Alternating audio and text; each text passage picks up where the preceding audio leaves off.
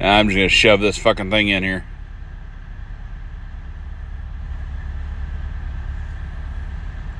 Yep, not getting it out. We're just going to have to ream right by it. There we go. Got it.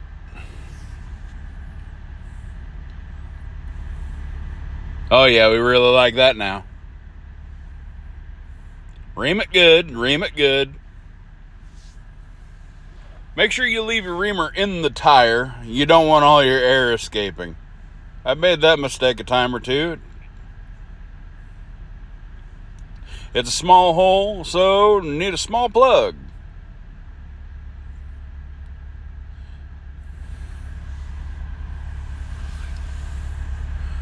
Thread it through.